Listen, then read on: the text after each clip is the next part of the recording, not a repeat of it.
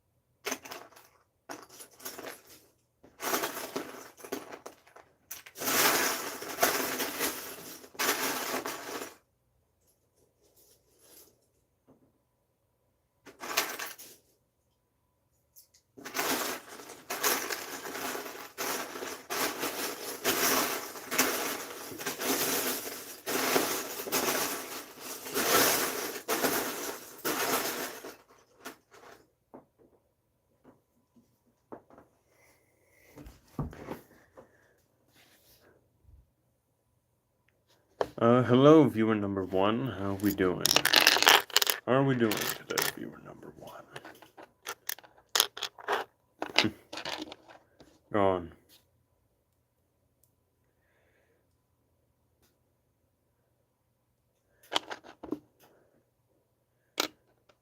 I expect nothing less.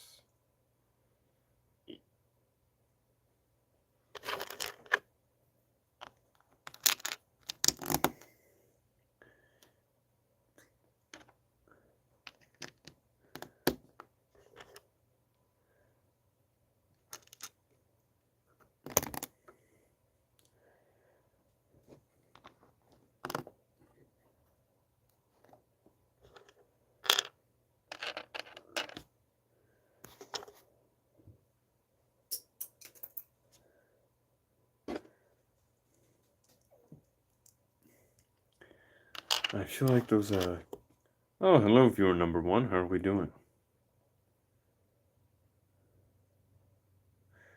I got you for 3 minutes. 3 whole minutes of pain.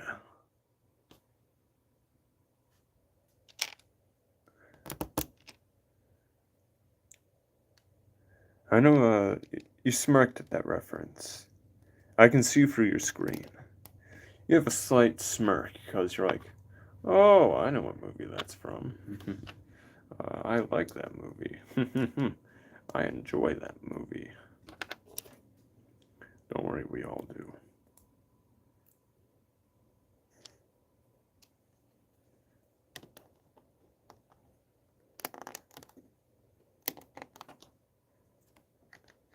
And just like Dawn, he is gone.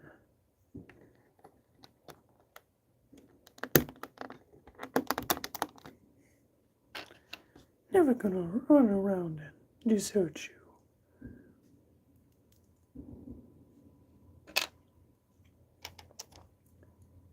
Never gonna tell a lie and hurt you.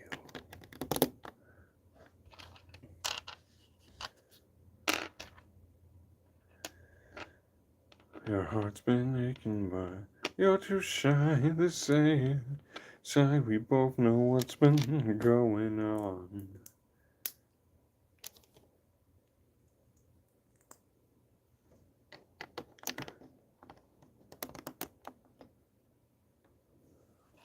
Oh, bother.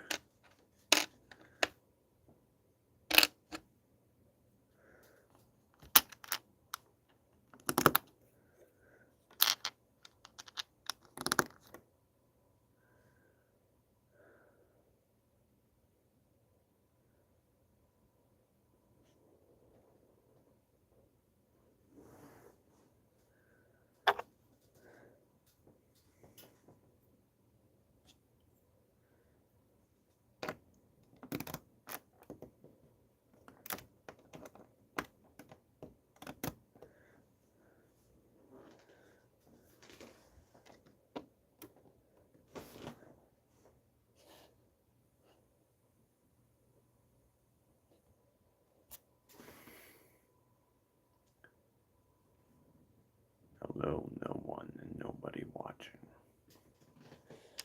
It's been a pleasure hearing none of you.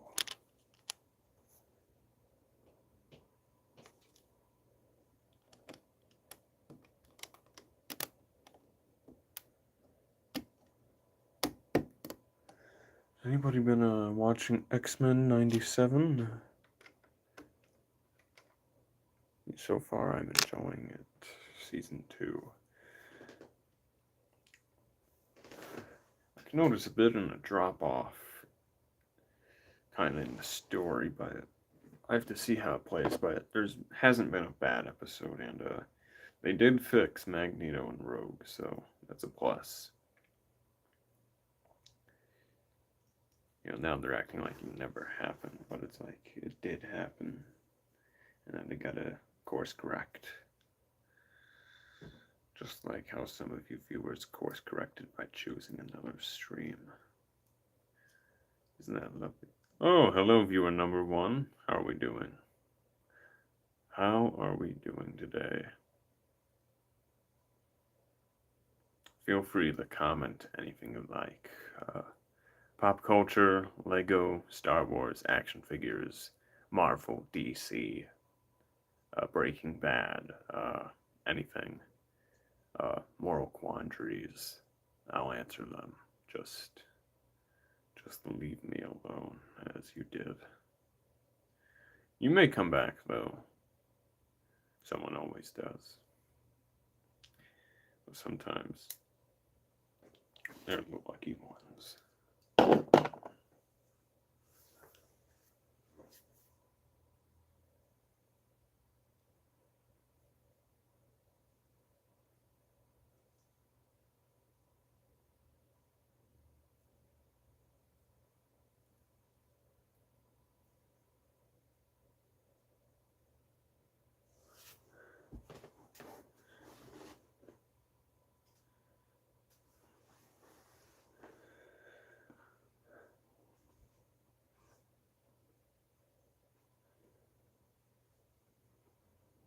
See, nobody gets excited by MOCs anymore.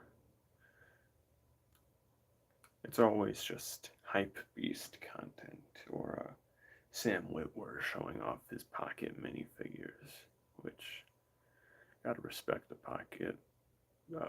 Sam Witwer, not the pocket minifigure subgenre. I mean, that's how we got the $1,000 Void and the $350 Superboy Connor Kent from Young Justice.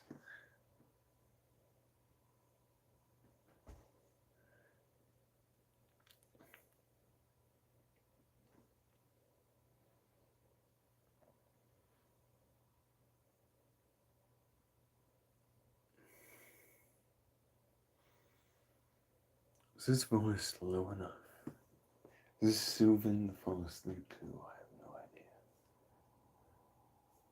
I have no idea. I literally have no idea.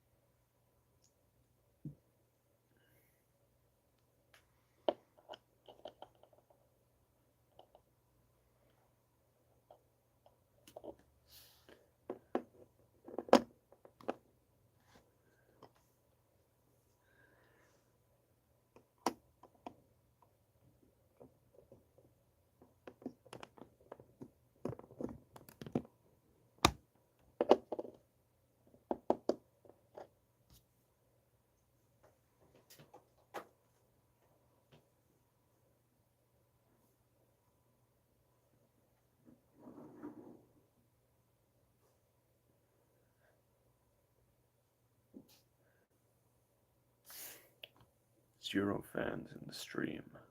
I know it was you, Fredo. You broke my heart.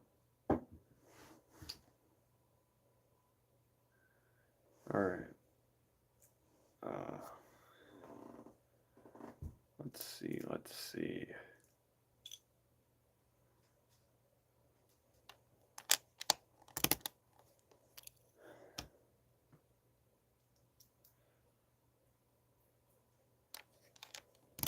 See, I gotta have something built for everyone. The ones that join. Otherwise, it'll be like those old clickbait videos. Like Dan TDM forgot to stop recording. Got like 3 MIs. Oh, sup, Curbman? Yes, that is indeed the 2013 Bark Speeder Rex. Unfortunately, his pauldron was lost to a flood, but the Clone Army Customs one will suffice. I plan to eventually buy the Y-Wing Microfighter and then go out to LEGO customer service and order another pauldron. So then have a bit more of an accurate Rex. Or there's always the AliExpress pauldrons, which, I mean, you get a stupid looking Rex, but you get a authentic looking pauldron. And you have Curbman. Ah, God is good. Welcome.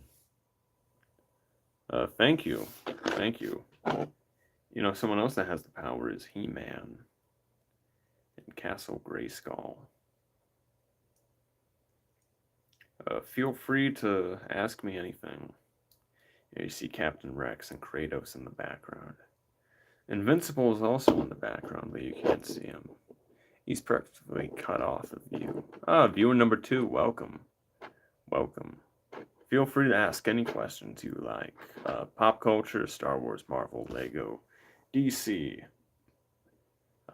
Image Comics, Spawn, Invincible, Halo, anything. Anything's on the table. Including this Lego base plate, which is on my table. It's the cream of the cron, folks. The cream of the cron. Because the Cron Crow, he does not like fun. He squawks at it.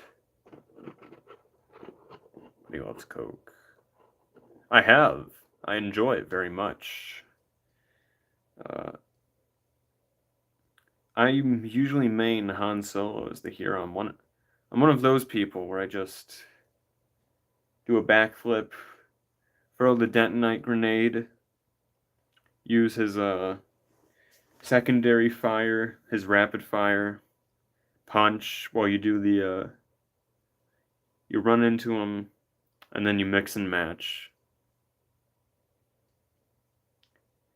Nice. Yeah, for a standard classes, I usually see myself either going towards just assault or the aerial class, like the jump troopers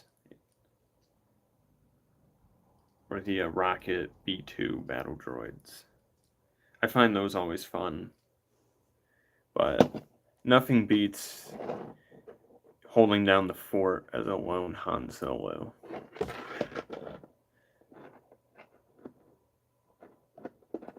But it's also cool just to spam the just doing tiny bunny hops as a Force user. Especially either Vader or Maul, just pushing him off the Death Star 2 map. It's beautiful. Or if there's a whole fight going on towards a balcony, you just use Han Solo's detonite grenade, and then boom, you wipe out all 4 villains in Heroes versus Villains. Very fun.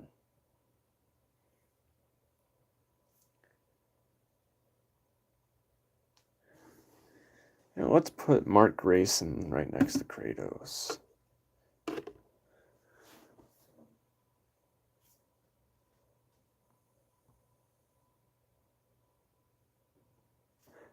Yeah, exactly. If you know how to use the B2, you're set for the whole match. As long as you have cannon fodder running in front of you and you just stay in the back and just play your wrist rocket fine. Nice. Yeah, ATRTs and ATTEs are cool. Personally, I think nothing beats the AT-AT, but it was cool in the Clone Wars movie just seeing the ATTEs just climb up the wall in Teth, and then obviously the Umbara arc with all the ATRTs just running through. Like, those are valid vehicles to, like...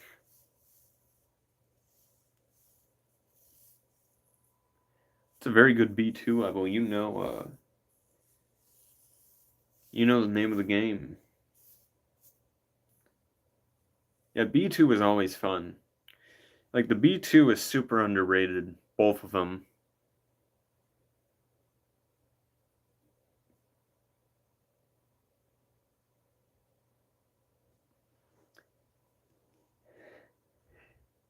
Yeah, the ATRT is one of the most underutilized vehicles in Battlefront 2. Because it's always either the fighter tanks that they choose, or the bark speeder. For some reason, they just never choose the ATRT when it's efficient. Gets you the point A to point B quickly, and has some of the best fire rate for taking out just clumps of troopers or just building up damage on whatever objective or other enemy vehicle there is. Like, you have two ATRTs on the map, and in between is an AAT, and you just keep taking turns and just keep moving around, you can pretty much solo the AAT with minimal damage, minimal to zero, if you have like the perfect cover.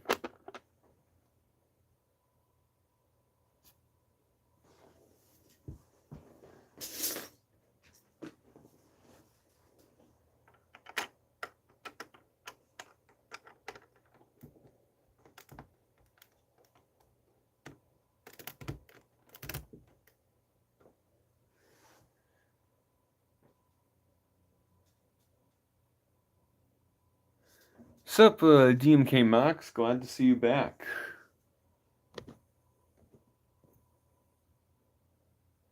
Yeah, 223 is very impressive. Because you don't really see those numbers with any regular class. It's always, a maxed out Anakin that you see, or a maxed out Vader. But if you see that someone has a high basic class level, that's how you know they're good. Doing pretty good. How's your day? I mean, so far I'm just building and chilling. Should put that on a t-shirt and then sell it at a flea market for $40. Some grandma will buy it for their kid because they believe that one day their kid is going to be an architect because they built a Lego set.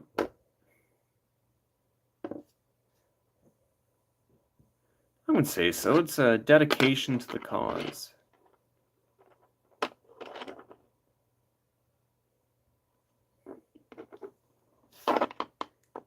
Yeah, with Cody, so far I'm just trying to get the terrain down so then I can properly display.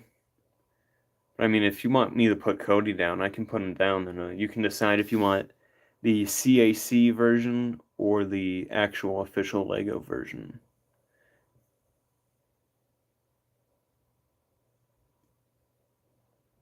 I always find it relaxing to sort bulk.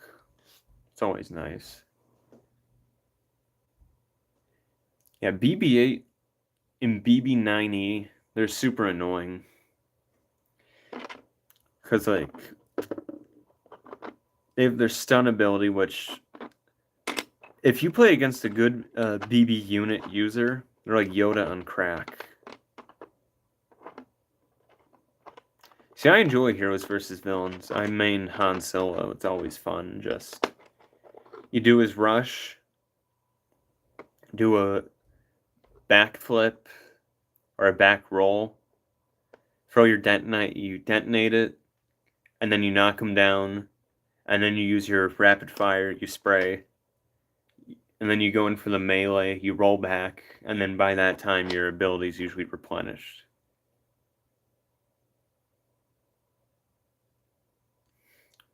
Hey, I mean, send it my way. Like, obviously, it's like a very situational and if it's relaxing. Like, if it's like a whole bucket of tiny, unassorted studs, that's going to be annoying. But if it's like a segment of a building that you tore down, most of the time the pieces are going to be already from the same color palettes. But obviously, what I do, I just sort by color because I just don't have the space to get into particulars like light gray, dark gray, or 2x2s and 2x4s. I don't have that kind of space, so I just have everything sorted by color. I would one day eventually like to. Yeah, I just don't have the space. I would love to have it sorted by piece type with the exact colors, but I just don't have the space for it to do that. So I just have to clump everything in by multiple shades of that color. Which makes it easier, but it also makes it harder to find the pieces you need or want. It's a double-edged sword.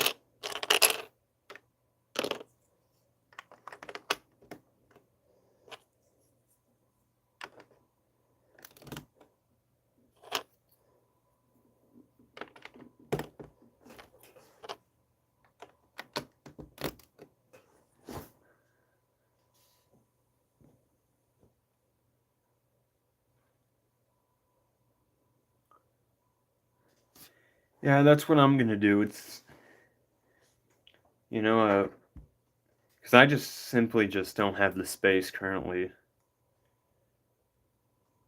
to do all that. I would love to, though. Makes everything much easier until you have to put everything all back.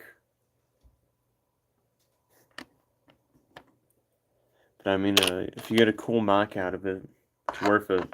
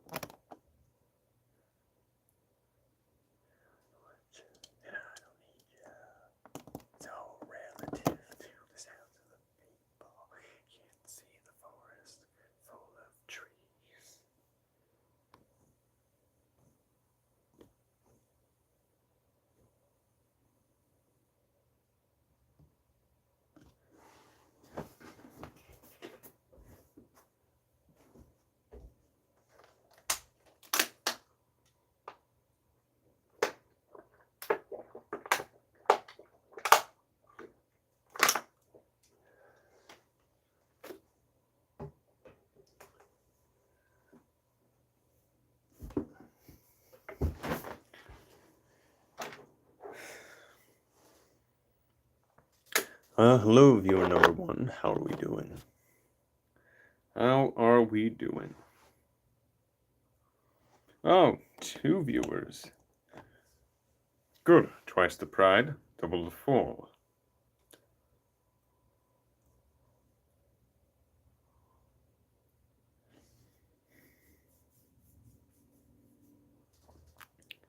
Oh, sup, past the plastic. Welcome on your first time round. My channel is currently filled with stop motions. If that interests you, feel free to check them out. But if you want to stay on the stream and just talk Lego, Star Wars, Marvel, DC, Spawn, Image, Invincible, Breaking Bad, Halo, pop culture, history, moral quandaries, anything's in the cards. Just comment it and I will answer it.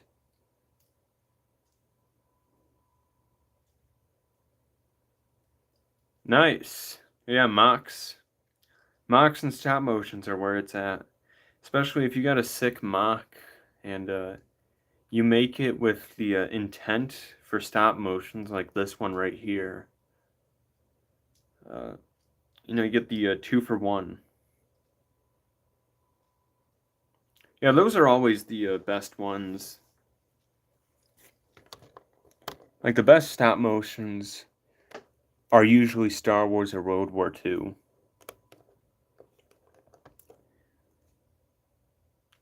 And then you got the zombies and dinosaurs coming in second place.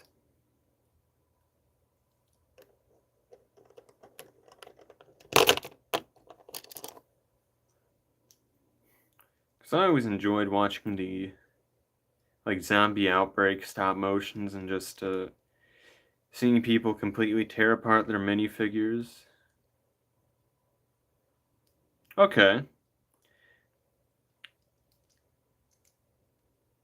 It's been a long time since I watched Pigeon Studios. Because I think the last mock contest I was in was actually Tybricks, which he doesn't even upload anymore. It's such a shame. Like every one of my people that I knew on YouTube, not personally, but we had a small community pretty much. Jerby Studios, 101 Infinity Productions, Busflow Express, Firebro, and the list goes on, but none of them upload anymore. Some of them even deleted their channels, or they completely rebranded. Such a shame.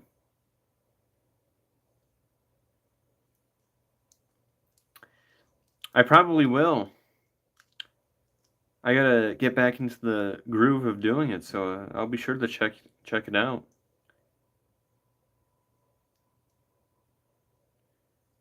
Because I wouldn't mind doing one. Because the last one I made was 2, almost 3 years ago.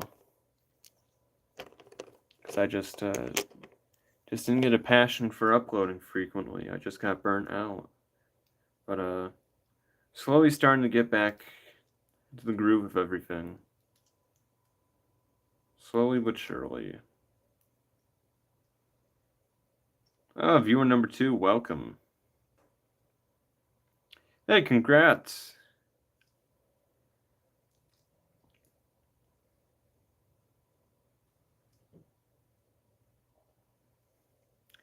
Yeah, I feel like after you cross 100 subs, you just see an incline of growth.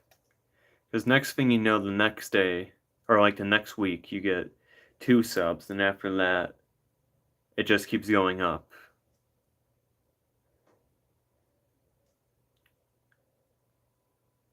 And the shorts market can help, but it's not a good long-term plan to get a loyal subscriber base. Because first off, half the stuff on shorts are just botted. Or there are bots that specifically just doom scroll. And they randomly subscribe, but they don't watch. So I wouldn't recommend shorts. It's a good side thing so that you can introduce people to your regular content, but I would say definitely put all your like effort into your long form stuff, even if it takes like 2 months, a year, 2 years to make the thing you're making. You don't want to get into the habit of thinking that you're obligated to make stuff. Because if you feel like you're obligated, you just lose the passion entirely.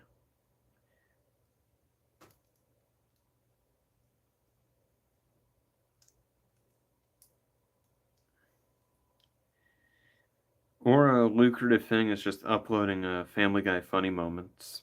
Those make a killing.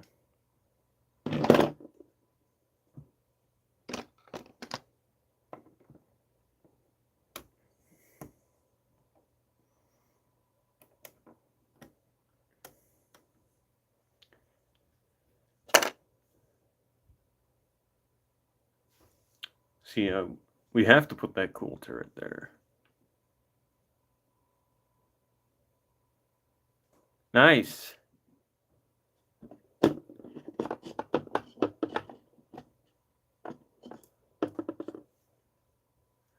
Yeah, Corellia, home of the YT 2100 Corellian cargo frigate, aka the Millennium Falcon. No, it's the YT 1600, I believe.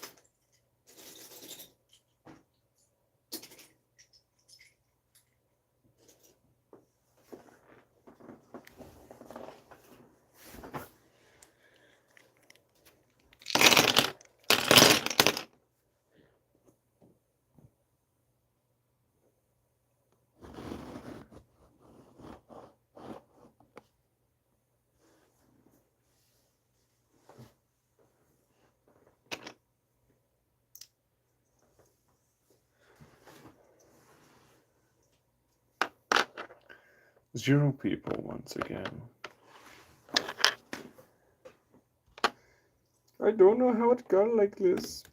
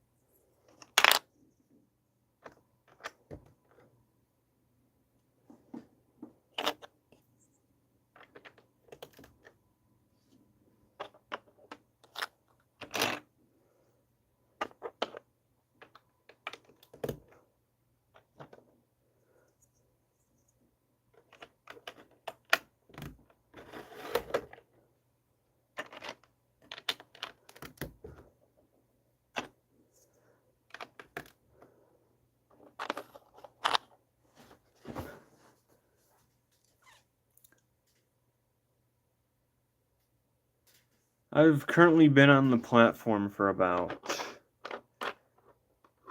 Well, I mean, I made my account 10 years ago. No, 11 years ago, but I've been on here longer than that. But I didn't start my account till 2015. But started uploading like 7 years ago. Oh, see you past the plastic. It's nice talking to you. Hey, thank you for the sub. Thank you. Means a lot.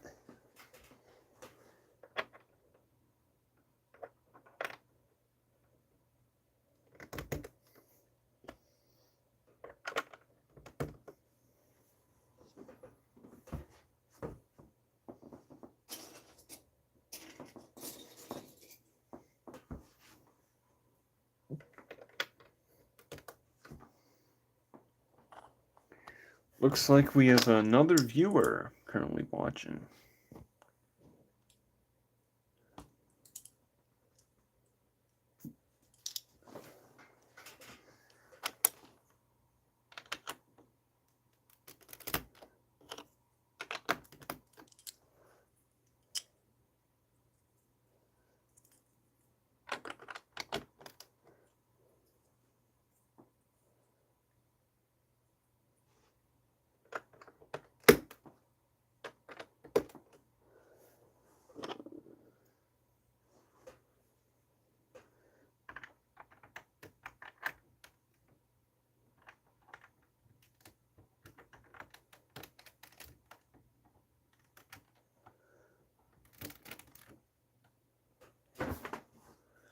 And 0 people.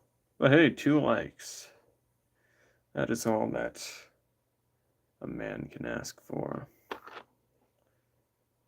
Especially in this economy.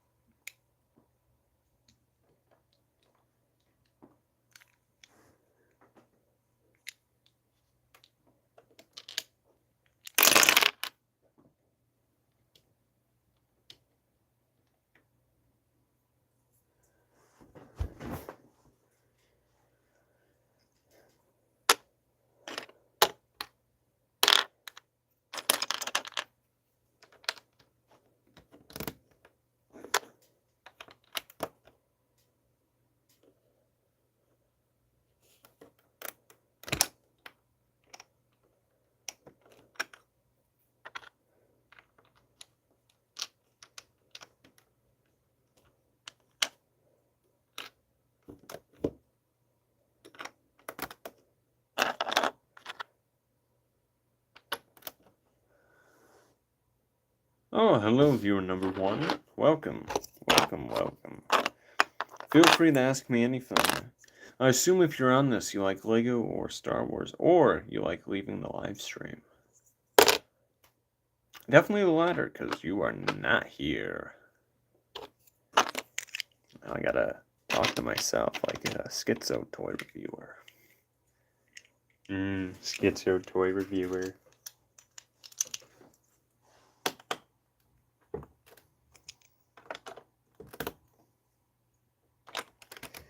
Well, late at night, all alone. Rocco, I know I made a mistake.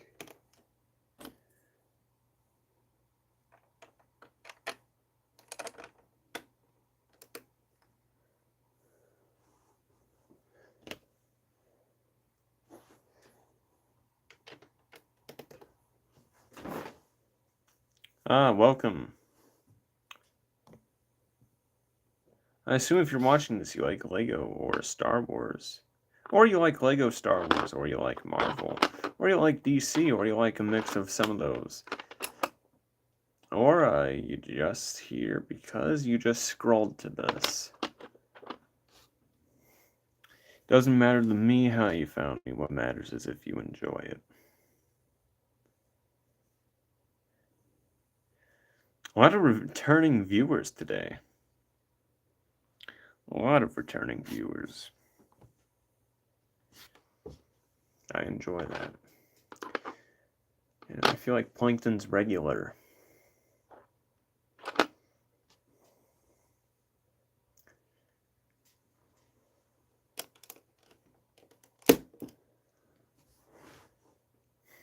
Hello, hello, viewer number 1. Welcome.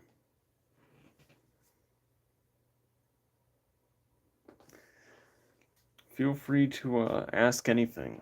I'm all ears.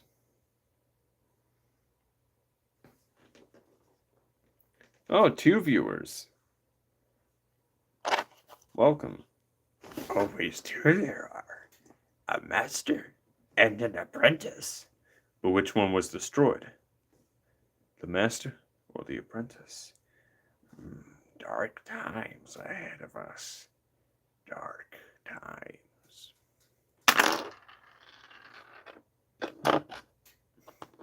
It's been quite some time since I actually watched The Phantom Menace.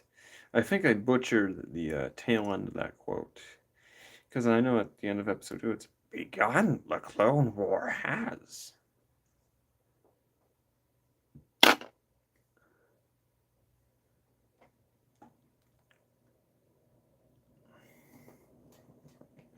So yeah, if this was an authentic live stream, I would have the copyright-free Star Wars lo-fi music. But it's like, come on, everybody has the copyright-free Star Wars lo-fi music. Viewer number 2, welcome. Welcome. Welcome all of you. Get in the boat, boy. We have so many things to build, boy. I may have to raise the standard, boy. I will, boy. Jack Quaid is playing a Rubik's Cube, boy. Boy, Huey, get in the boat. So, has anyone been paying attention to X-Men 97 Season 2 or no? Or did that fly completely under the radar? Because it's currently premiering right now. I think it's enjoyable, but so far it hasn't reached the highs of Season 1, but it fixed Rogue, so you gotta give them credit for that. They fixed Rogue. But that's what the most it has currently going. Now, they did kill off, supposedly. I don't know if it's going to be a fake out. I hope it's not. They did kill off a major character in this episode that just came out. So hopefully they're setting up what I think they're setting up. Because if they're setting it up, that's one of my favorite characters in all of Marvel that they're setting up. But I don't know if they would fully commit this season or hold off for Season 3. Because they already have Season 3 in production, I'm pretty sure. Or at least got greenlit.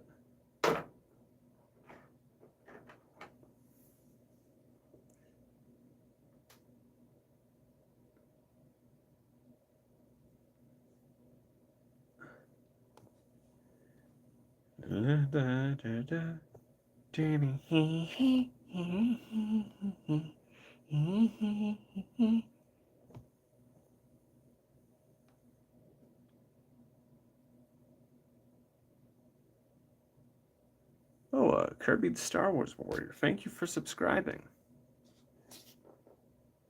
I know you can't see this, but because you left, but thank you. Greetings, viewer. Hello there. Any questions you want me to answer? We can talk about Lego, Star Wars, and you leaving the live stream. You know what? I am producing genuine, authentic content. I am not like I'm not a B1 battle droid. This is getting out of hand. Now there are two of them. Newt Gunray. Viceroy Newt Gunray. Chancellor Palpatine. Lord Sidious.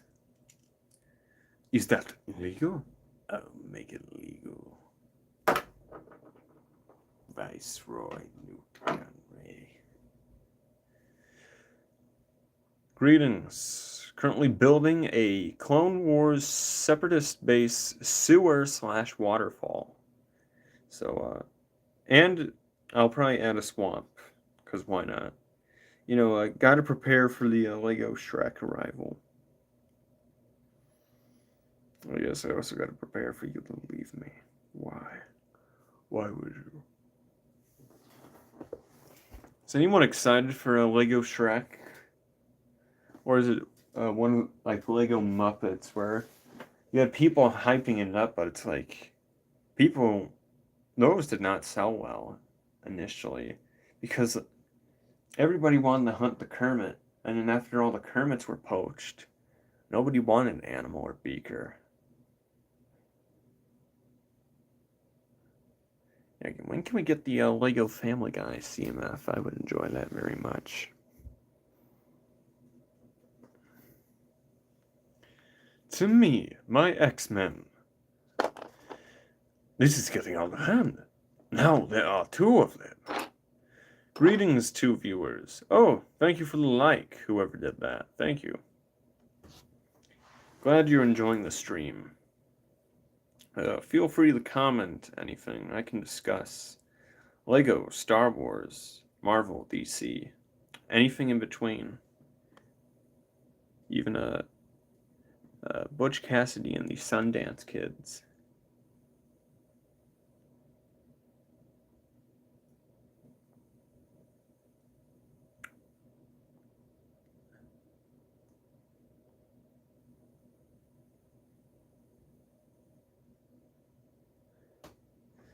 I am in. See, my favorite Star Wars movie is Revenge of the Sith, hands down. Like, nothing will beat Revenge of the Sith for me. Unless George Lucas bestows us the 4-hour Revenge of the Sith cut. Which, if he ever releases the 4-hour Revenge of the Sith cut, I'm there day one. Yeah, literally, if anyone says that their favorite Star Wars movie is anything from the OT or Revenge of the Sith, they have no reason to explain themselves. They say Phantom Menace, a little explanation, but Phantom Menace is awesome. It gets too much hate. It's like, I actually enjoy the politics of the Phantom Menace. And also you get the pod race, Duel of the Fates. You get the attack on Thneed Castle. Which, I can see how some could say it's boring if they're not intrigued by the politics, but I like it. Attack of the Clones, overhated as well. You know, obviously, because it seems like the biggest thing they complain about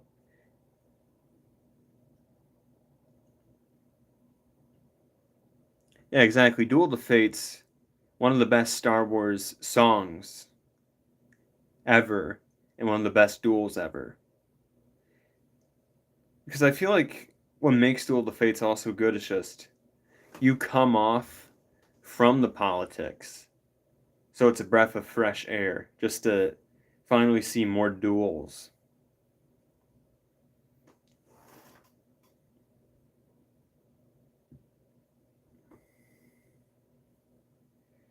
And then Attack of the Clones is also overhated. Like, the biggest complaint people always bring up is the dialogue, but if dialogue's like your biggest concern, but somehow the dialogue means you can't evaluate other aspects of the film, you just get caught on the dialogue. You can't really say you hate Attack of the Clones if it's just the dialogue, because it has a good it has a good enough mystery, and George learned not to have the entire movie encompassed by politics, because he took criticism from episode 1. He got less of Jar Jar, less of politics, and more Jedi stuff. And like, you can say that the duels aren't as good as the other two prequels, but they're still iconic. Like Yoda versus Dooku, Anakin and Obi-Wan versus Dooku. You have the whole Coruscant pursuit. You have the asteroid pursuit with the seismic charges. And you have the Geonosian Coliseum and the Battle of Geonosis. Because, like, there's still so many iconic moments from Attack of the Clones that just get underlooked because people just can't get past the dialogue. Yeah, exactly. It's like you just see a flurry of dust. You just see lasers coming at each other. You see Jedi charging. You see them take down the separatist supply ships. It's awesome.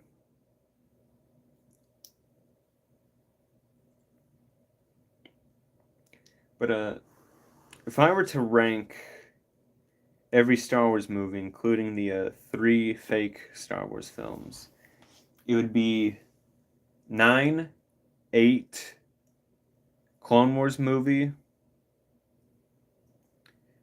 then probably Mando and Grogu, which Mando and Grogu wasn't horrible. It was just extremely mid. Like, that's like the perfect word for it, because it doesn't further the plot.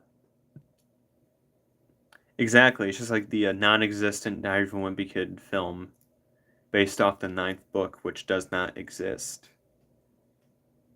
Because Mando and Grogu was just, it doesn't further the plot, and it doesn't assassinate any of the characters. It's just,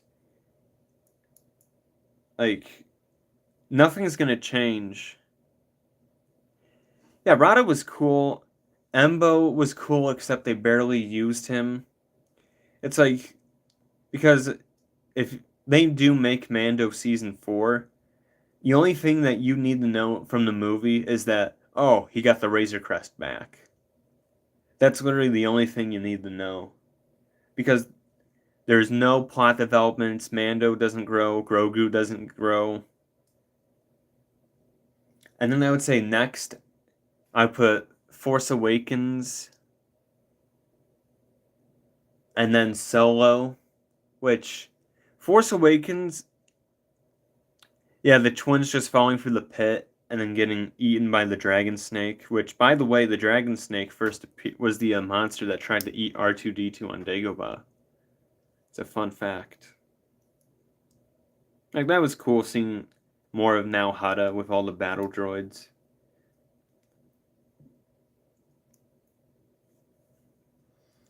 But A Force Awakens is the best sequel, but it's only the best sequel because it's really just a New Hope. Almost beat for beat. And there's nothing that changes the story, because everything that could change the story is saved for later, which then Rian Johnson just decided to ignore everything and tear that down. Which, like, his whole thing was subvert expectations, except for the fact that he subverted them poorly every time. And then after that, I gotta go Attack of the Clones after Solo, and then Phantom Menace, and then I gotta go Return of the Jedi, and then I gotta go. It always flip-flops for me between either A New Hope or Rogue One. I think right now I'm gonna put Rogue One in 4th, then 3rd, A New Hope, 2nd, Empire, and then number 1, Revenge of the Sith. Because, like, the original 6 plus Rogue One is the best and true Star Wars. Because even though Tony Gilroy doesn't care for Star Wars, he respects the source material. You can't say that about... Yeah, exactly. Like, every single moment from A New Hope is not only iconic, but also quotable.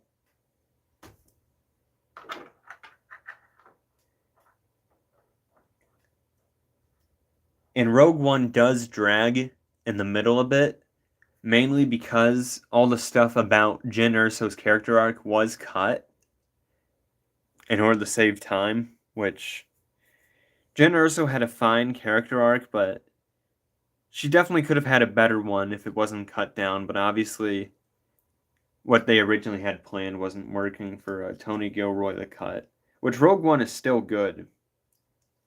It's just it drags in the middle, like from Jeddah to Galen Erso's death. Just drags a bit, but it's not even like a slog to get through. It's just the pace just slows down. It's not bad though at all. But then you get to A New Hope with the twin sons, the Jawas on the Sandcrawler, Obi-Wan saving Luke by doing the Krayt Dragon Call, everything on the Death Star, the Tantive 4, the Death Star Trench Run, which is one of the most iconic scenes in all of cinema. The Death Star Trench Run. It's one of my...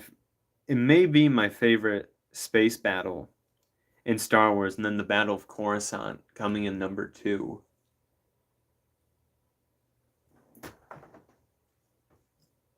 And then Empire Strikes Back. It manages to outdo A New Hope.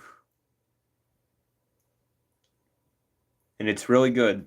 Because, you have Boba Fett, you have the Carbonite Chamber, the Battle of Hoth with one of the best soundtracks, Battle in the Snow. Just 10 minutes of John Williams just flexing.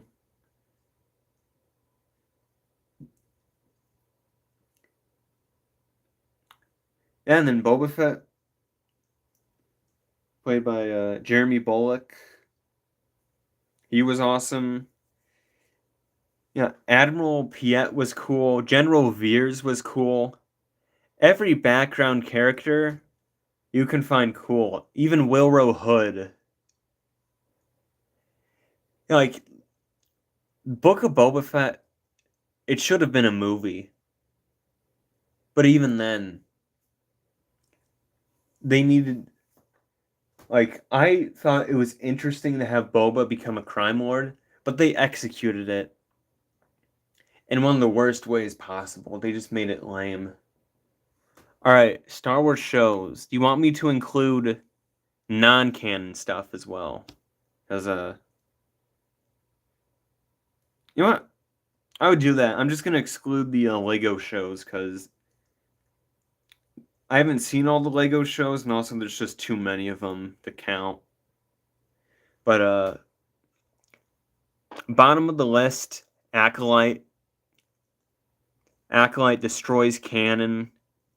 Leslie Headland does not understand Star Wars. Ruined Anakin by having 2 twins born from the Force. Darth Plagueis is alive earlier than he should. Yeah, you're not missing out. You're not missing out on Acolyte.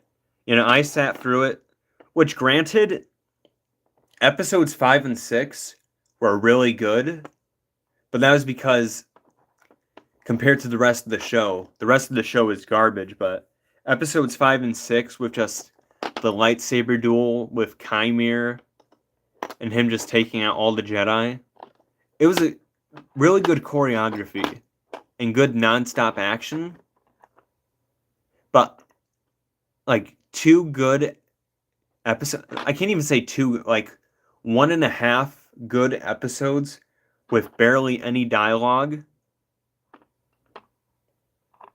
can't save the rest of the show when you have Soul, played by the guy from Squid Game, somehow getting framed. And, like, he's supposed to be the bad guy, even though he killed the witches in self-defense.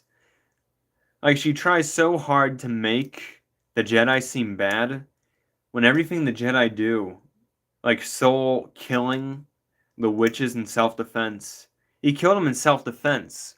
Why are we gonna feel bad? And with the twins, they literally burned down their coven. The Jedi had nothing to do with it, and yet we're supposed to hate the Jedi. And the twins are horrible. And it's nonsensical. And then you have them just retconning and ignoring tiny details in the canon. Like, Ki-Adi-Mundi's birthday isn't important, but it shows that they just don't know the lore. They don't have because the good thing with before Disney, there was a lore master or a lore keeper, where their job was just to keep track of all the lore and make sure there's no contradictions and that it all fits together. But they don't have that. Instead, you read comics, you enjoy the comics, right? And then, oh, they changed that. Oh, that's not canon anymore. Oh, this character actually looks like this. It's super annoying. Because you didn't have that problem with the original Legends continuity before Clone Wars came along. Which Clone Wars is good, except like Dave Filoni just did not care about any of the previous canon. He wanted to do his own thing. Which, after Acolyte, I gotta go Resistance. One of the most forgettable shows ever. Especially the first season is horrendous. It's almost unwatchable. Season 2 is slightly better, but not by much. Also, the art style is hideous.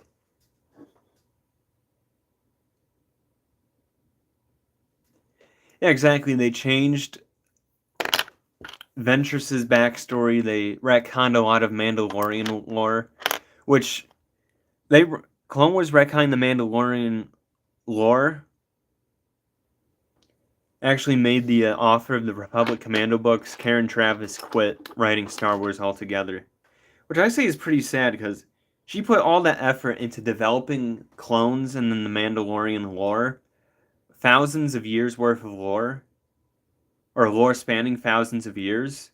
Just for them to retcon it because they just didn't care about just doing homework. It's kind of sad. But yeah, sequels, they had no plan, like you said. Because you look at like the comics and books about the sequels, half of the books and comics either got retconned or they had to do damage control for plot holes that the movies created. Like, we have 5 accounts. It is indeed a Bear Go. Thank you. But, like, the Poe Dameron comic was retconned by episode 9. So then they had to create a novel which had the retcon the episode 9 statement by saying the comic is still canon, except he ran Spice and then joined the New Republic. Or you have the Luke and Lando book, which tries to explain why an ancient Sith dagger aligns with the Death Star 2. And another thing is with episode 9, how did Kylo Ren get the Exegol in a regular TIE fighter if there's no hyperdrive? Like, and then the Sith Wayfinder, there's only 2. Which makes sense, Master and Apprentice, but like, Palpatine's there as like this Essence clone, but it defeats the whole point, which Palpatine's return was, just because it's from Legends doesn't mean you do it. Because I don't think like a bunch of Legends pursuers even care for Palpatine's resurrection from Legends either. But it was definitely done better in Legends. Because originally Palpatine wasn't even supposed to be the villain of episode 9. Like, all his scenes were done in reshoots with Ian McDiarmid. But after Resistance,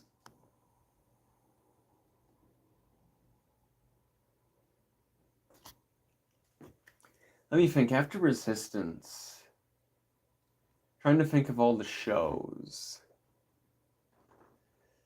Because I might just throw all the, it's maybe controversial. I would throw all the tales together. But, like, before that, but I'm going to save on the tail stuff for a little bit. I'm probably going to put, let's see. I'm going to put the Ewoks animated show. Like, saw a few episodes, like, 14 years ago, re-uploaded on YouTube. Did not catch my eye. Same thing with Droid Tales with R2 and C-3PO. It's cool that Anthony Daniels voiced C-3PO for every episode, but it's very forgettable. Not bad, though, but probably next, I gotta just put all the tales together. Nah. I think Kenobi's gotta be next. Simply because it should have been a movie, and they stretched it out, and got a lot of, and retconned a lot of stuff with the Inquisitors. Like with the fourth sister, like she looked nothing like her comic counterpart, and it annoyed me. And and then you have like young Princess Leia somehow outrunning two fully grown bounty hunters in a Tom and Jerry sequence.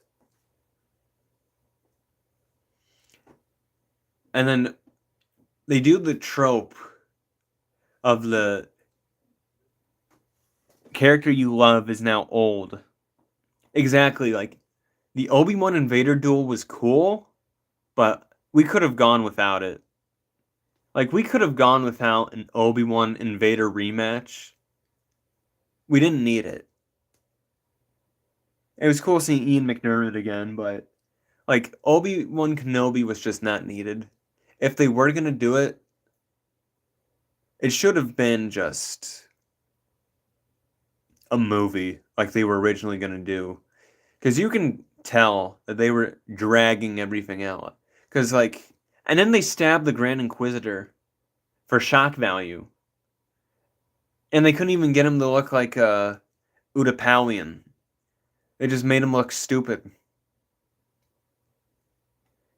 And then they gave Reva a bunch of screen time. And nobody likes Reva. And she was stabbed twice. As a youngling and then as an adult. It is Kratos. The 7-inch NECA Kratos from 2018 God of War. Like, I hate Disney's sabers and how stabbing just makes no sense now. You get stabbed with a lightsaber, you can walk it off. When beforehand, you get hit with a lightsaber, you're done. If you get stabbed with one, you're just dead. Not anymore. It's very infuriating. Because, like, there's better ways to do, like, someone getting injured by a lightsaber. Like, Rebels did it perfectly with Kanan getting blinded. Yeah, exactly. Like, they're not gonna kill Sabine in the second episode when there's 4 or 6 episodes left, and all the Sabine scenes haven't been shown. I wonder if she's going to die. Oh look, next episode, she's up and well because she got a back to patch and she's moving back to normal. There's no lasting effect. It's just there for shock value. It doesn't add to the story.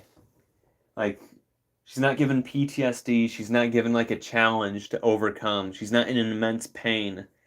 Literally just threw a back to patch on it, and she's fine. But yeah, after Kenobi,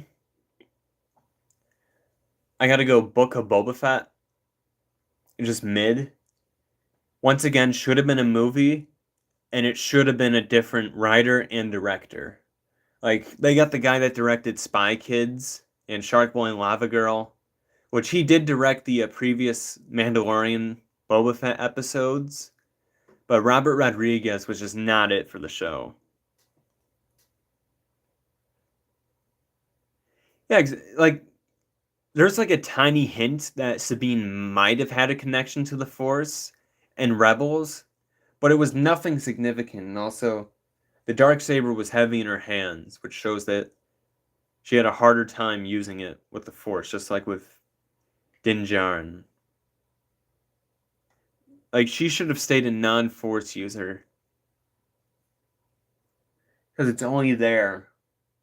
Because they want to give Ahsoka an apprentice. But it's like, we don't need... Ahsoka doesn't need an apprentice. There's nothing that her having an apprentice adds, because Rosario Dawson, she's okay, but sometimes she just doesn't act like Ahsoka. She just... Sometimes in certain parts of the show, she just comes off flat. Like, you could replace her with any generic Jedi, and she would fit the bill. She doesn't act or just scream like Ahsoka. And also, like, the live-action duels, where you can tell that they don't have, like, the same choreographer. Because you could tell that Hayden Christensen was forced to hold back in his duels because nobody else could keep up with him.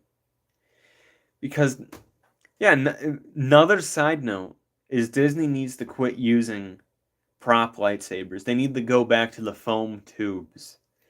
Because the foam tubes are what allow such quick duels. But when they use the heavy, like, 20, 30-pound lightsabers, sure, it's cool that they're actually holding a lightsaber, but it hinders the overall quality of the duels.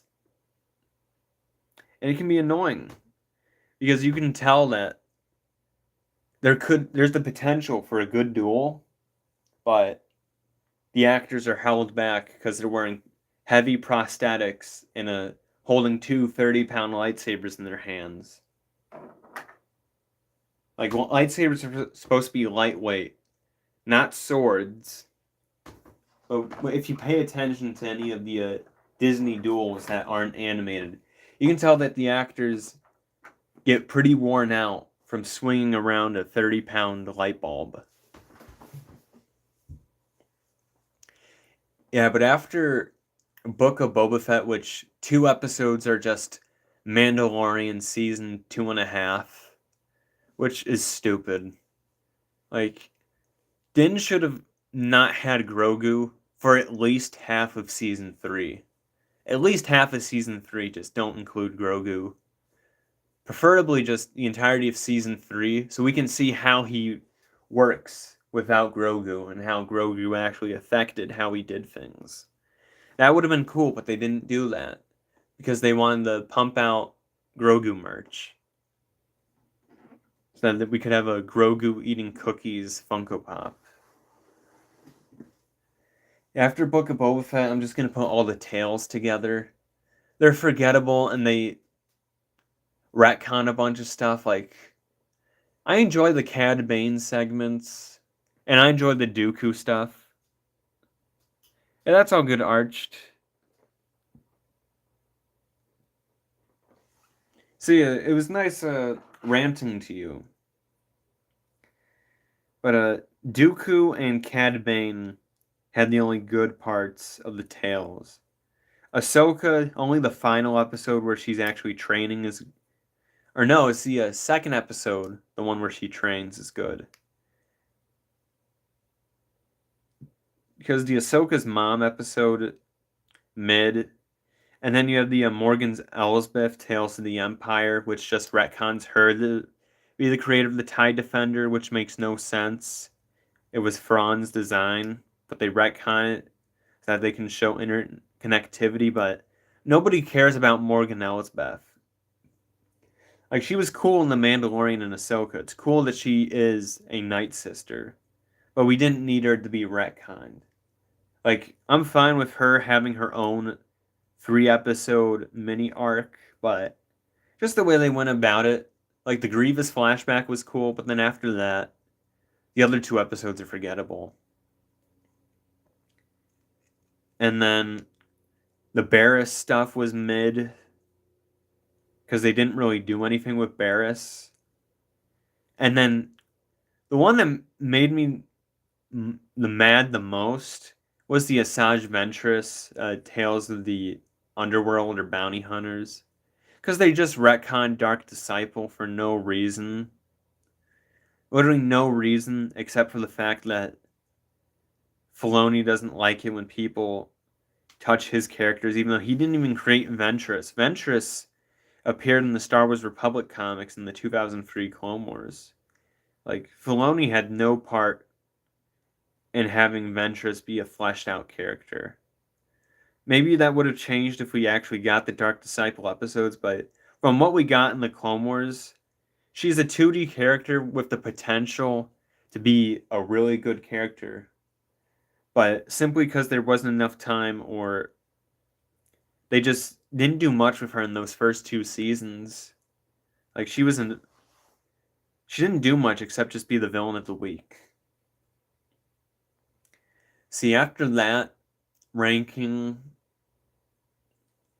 from all the tales, I'll probably put Ahsoka. Ahsoka was enjoyable. I liked it. Just the stuff with Sabine was annoying, with her being force sensitive and then her getting stabbed for shock value. It's annoying. Seeing the world between worlds was cool, but that's about it. Then I gotta go Mandalorian. Good for first 2 seasons. 3 was a bit of a drop off, but I actually don't mind season 3 of The Mandalorian. Like, I know a lot of people hate it. Obviously, it's a step down in quality, but I don't hate it. Not really. See, then I probably got to go with Star Wars Rebels. Slow first season, like really slow, but like halfway through season 2, it picks up. It's really good. It finally finds its footing. It knows what it wants to be. It knows where it wants to go. And like the episode Under the Twin Suns was really good. Everything on Malachor was cool. And in season 4 is perfect because there isn't that much filler in season 4. It knew what it wanted to do after season 1. Which you can't say that about a lot of shows where they don't find their footing until a bit later on than season 1. See, then Star Wars The Clone Wars 2008. Second best Star Wars show. Seasons 1 for the first half of season 2 are rough, but it finds its footing at the end of season 2. And after that, you get some of the best Star Wars, like seasons 3, 4, 5, 6, and 7 are awesome. Like, it's just peak Star Wars, like the Umbara arc, Order 66, all of it was awesome. And then the best Star Wars show has to be the 2003 Clone Wars, without a doubt. You get every prime version of any prequel character is in the 2003 Clone Wars. You have Mace Windu just boxing B2s on Dantooine. You got Grievous soloing 6 Jedi and a Venator. You got Master Shaggy. Everything with Captain Fordo was awesome, with the Munilist ARC Troopers. Anakin versus Ventress. Anakin versus the Skakoan Techno Union, with him in the cave getting the slug tattoos. You have the Ilum episode with Padme. Like, everything in 2003 Clone Wars, for how short it is, it's only like 2 hours long, if you count both volumes. It's best Star Wars, right next to the original 6 movies in Rogue One. Like, hands down, that's what these Star Wars, a lot of the Disney shows are missing. And I feel like a lot of times the Clone Wars style... Oh yeah, I forgot to rank Bad Batch. I completely forgot about it. I put it Above Ahsoka. And I put it above. Nah, I put it below Mandalorian. Just because of the amount of filler in it. It's not bad though, not at all. I enjoyed Bad Batch. It's just the filler episodes can get in the way of everything you're intrigued in. And like the filler episodes that are just there for you to soy point at references and retcons. Like the pod racing episode, it's good filler because it helps develop Tech as a character. That's good filler. Then you just have the random side quests that don't amount to anything. Because I just want to get back to Mount Tantus, but they just don't do that in the Bad Batch. Like Rampart was cool, seeing Saw Gerrera was cool, and just the final fight and then versus the CX troopers was a bit disappointing, and then they had Scorch go out like a wimp. Like they just brought him back for people to point at and enjoy the funny reference. Then they retconned Jabba's Rancor to be named Moochie instead of Patissa, which if you don't know the lore, it doesn't bother you, but like Maliki being a circus freak with his Rancor Patissa and then getting a job at Jabba's palace. Like, it's a good story that Dave Filoni just completely ignored. Just so that he can have everybody point saying, oh, that's how Jabba got his Rancor. But it's like, no, he hired Maliki because Maliki trained Patissa the Rancor. And then they retconned it, so now it's, I think, Moochie Patissa is now the full name of the Rancor. Which, fun fact, Jabba's Rancor is female. You probably didn't know that. But, yeah. 2003 Clone Wars, can't beat it. But what I would like to see down the... Oh, yeah, Maul Shadow Lord is another one I forgot. I put it above Bad Batch and Mando. Slow start, but after episode 2, it picks up steam, and it's really good. So, yeah. But what I would like to see down the line, two things, are a Star Wars show, kind of like Band of Brothers, either live action or animated. But if it's animated, I don't want it to be in the Clone Wars style. I want it to be a new animation style, whether it be akin to Avatar The Last Airbender or Invincible. Just a new art style, because the Clone Wars art style, it's iconic, but it's also oversaturated. Like, everything connected to Filoni, sure, can be in the Clone Wars art style. It's just, I feel like some things just need to change. Like, sure, they added, like, watercoloring for, like, backgrounds, but I would just like to see a different style once in a while. Instead of just seeing the Clone Wars style over and over. But it's not a bad style, it's just, I would like to see something new. But building off of that thing, like, another show that could be made in the Clone Wars style, I'd like to see him, like, do Clone Wars, the Lost Missions. And it's just an excuse to give us all the other 7 seasons of the Clone Wars that were planned. Like, I would love to see Dark Disciple get adapted, Boba Fett vs. Cad Bane get adapted, the Crystal Crisis, the Top Gun homage episode with Captain Jag racing Captain Rex across the galaxy in a Y-Wing and an ARC-170 with R2-D2. And, yeah, there was going to be a few episodes about the Yuuzhan Vong, which would have been cool. Obviously, they would have to be heavily nerfed if they were actually going to have any of them fight the Yuuzhan Vong, but... Because the Yuuzhan Vong were so OP that the New Republic and the Imperial Remnant joined forces. You had Boba Fett and Han Solo. Yeah, I can add the few Galactic Marines to it.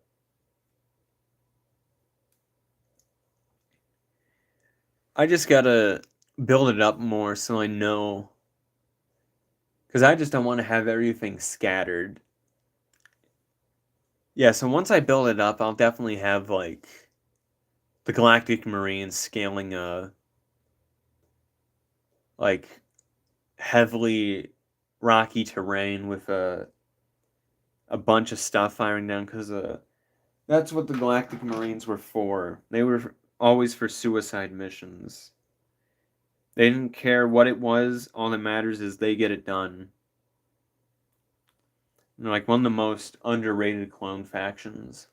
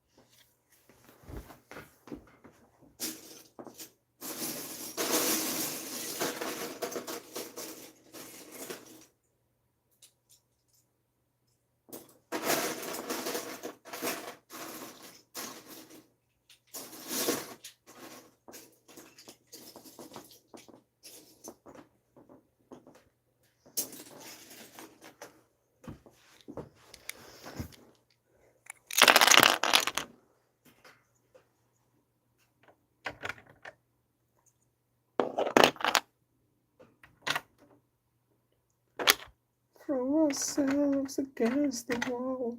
No one else can see. Preservation of humanity. Psychosocial.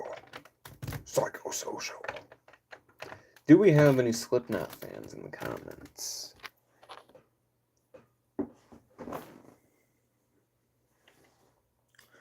Well, I'm probably gonna call quits to the stream, like, in a few minutes.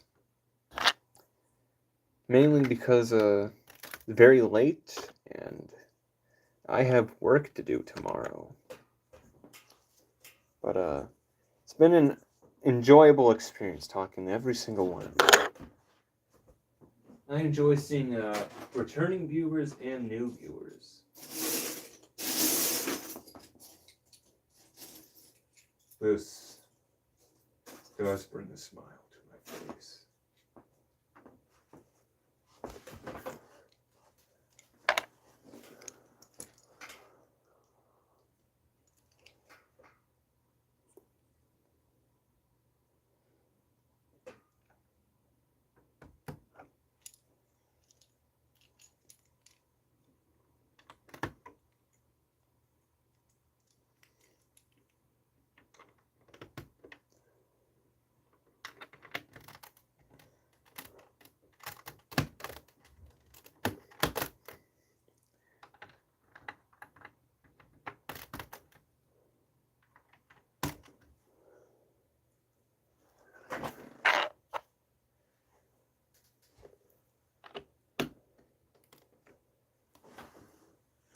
Oh, 6 people.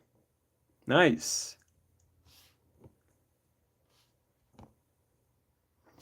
So, I think I'm about to end the stream. If you have any final questions, feel free to type them out.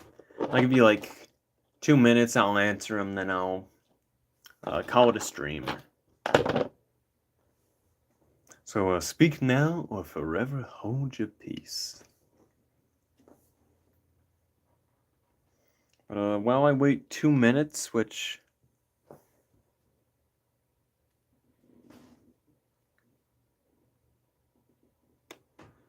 yeah, I can do that.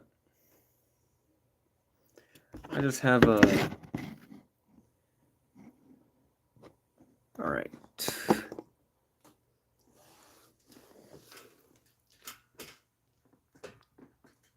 This is what the overhead looks like. It's slowly coming along. I'm gonna either fill the cavern right here with either blue studs, or I'll have a muddy terrain underneath and then put water over it. Just depends on what looks the best. And then if I'm going to stack studs or just pour them in there. Because right here, I'm just going to put a little sewer grate there. And then a little arch. And then the waterfall is going to be built just right here in between this crevice. And then if I think I have the pieces left, I'll probably do an expansion to the side. And I may just build up, but we'll see, we'll see. Main thing is just evening this out. Hey, thank you. Yeah, so far my streaming schedule has been a little sporadic, but I tried to do one almost every night. Sometimes if I miss one, it's usually every 3 nights, but hey, if you don't want to miss it, make sure to smash that like button, hit that subscribe button. Yeah, no problem. It's always nice getting to talk to people, ramble on about Lego and Star Wars and how they've completely ruined Lego DC.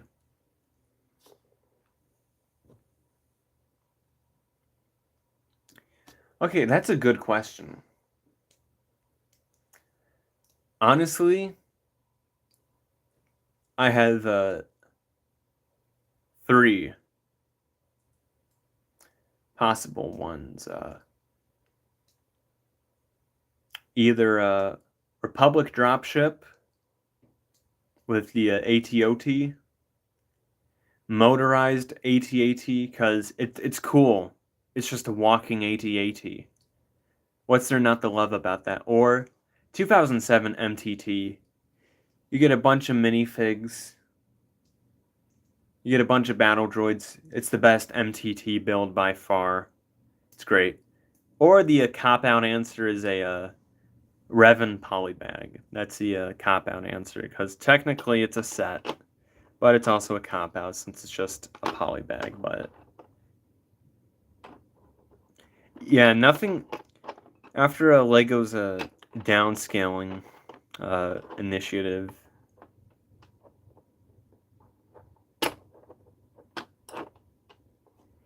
Exactly, because the next one we got was 7 years later with the 2014 MTT. Big downgrade. Barely got any battle droids in that set. And then it took us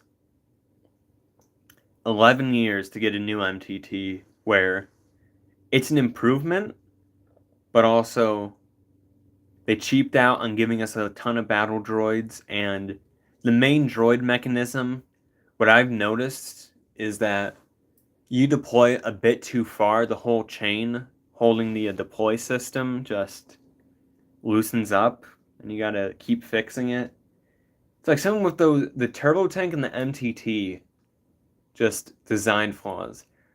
Turbo tank, I think, was a little bit overblown, because I've grabbed it from where they've done it, where sure, a bunch of like panels on the top are just held in by gravity, but they're just panels, which, like, obviously the way you hold it, you can rip the bars on top, but you gotta put somewhat of an effort to do it. But everything with the turbo tank's a bit overblown, but it is overpriced. I will say that. I got it on clearance. It's a fine set, just it should have been $80. But they gotta have the clone tax.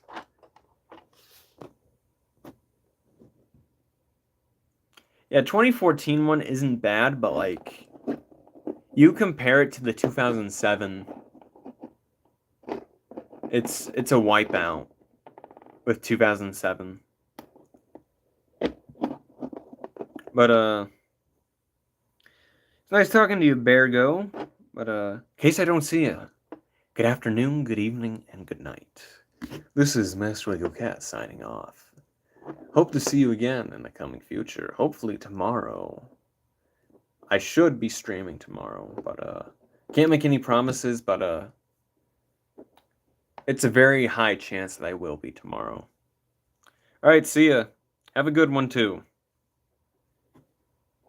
Live long and prosper, my friend. Live long and prosper.